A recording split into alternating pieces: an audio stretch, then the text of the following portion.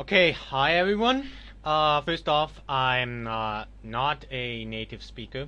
I'm German, and since I was small, I, I couldn't understand the German past. I never understood how it was possible uh, for people to harm or persecute other people.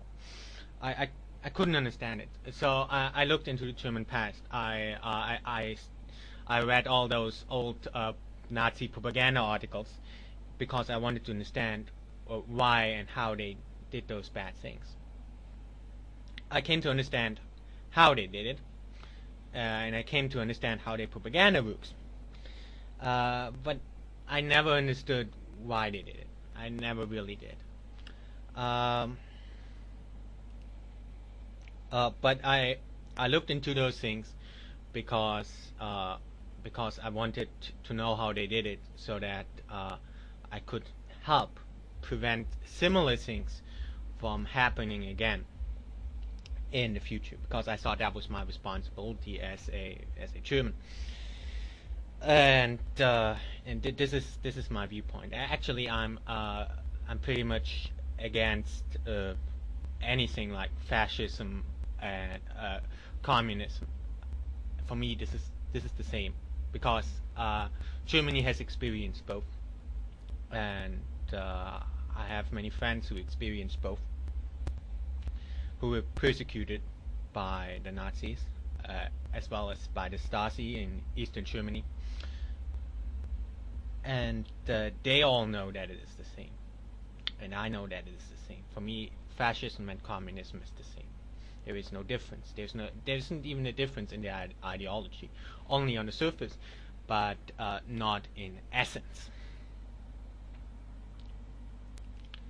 And after I looked into those things, and after I came to understand how prejudice makes people do terrible things that they wouldn't normally do, I again looked at society, and I thought that other Germans, that my fellow Germans did the same, because they all pretend to do. You know, in school we all got to, I don't know how many hours, days, weeks, years in school every German has spent, with that anti-Nazism education. Basically you go to all the memorials, you talk with all the survivors, and every school kid in Germany does that, and they spend endless hours doing that, remembering the past and learning from it. But I really looked at those old propaganda texts and at the prejudices contained therein, and I came to realize that many people have not realized those prejudices, because many people nowadays, they say, oh, we learned from the past, but they're still using those old prejudices. Maybe not against Jews, but maybe against capitalists, because this is the same. Jews were simply painted as capitalists. They were simply the capitalists of the Nazis. That was always the old German prejudice against Jews, saying Jews are evil, rich, capitalists, bankiers, crazy religious people who kill themselves and other people, and crap like that. And they now, German all say, oh, we love Jews, everything's great about Jews.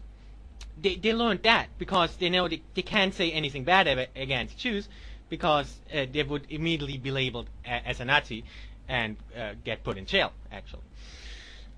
But they're using the very same, very, very similar prejudices, maybe not against Jews, but against basically any other group that they might not like, because that's okay in Germany. You just can't say anything against Jews, but you can use the same methods, the same lies, the same propaganda against any other group you might not like. So in that sense, I thought many Germans actually have not learned their lesson, and that's why I think it's very important to really look at those things, look at the prejudices, and examine ourselves. Examine whether whether it incites hatred in us. You know, many people, especially Germans, understand how evil and bad Nazism is, but they don't realize where Nazism comes from, and you know, all that social Darwinism stuff. You know, social Darwinism.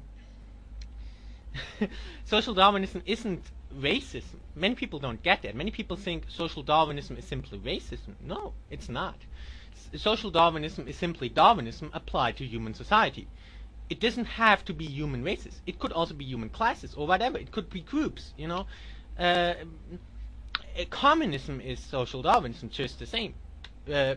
Because you go and say, all capitalists are like this and that. And we, the proletariat, we have to, you know, we have to destroy the capitalist class in order to evolve and in order to be free.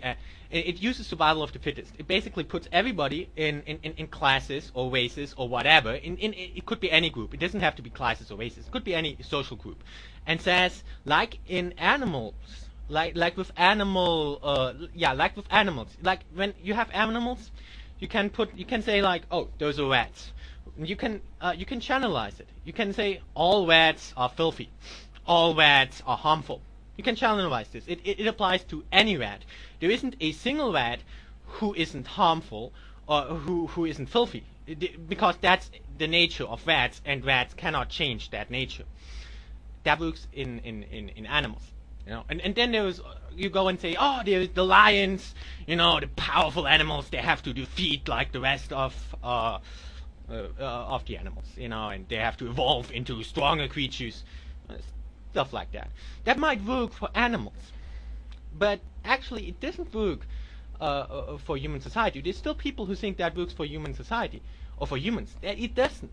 It doesn't. And it's that thinking that has caused so much suffering. Because when you say, oh, you know, the capitalist, evil, exploiting class, it doesn't work. Because it's wrong. Because you can't channelize it. Not every rich person is a bad person. I know many rich people, they're great people. They haven't done anything wrong.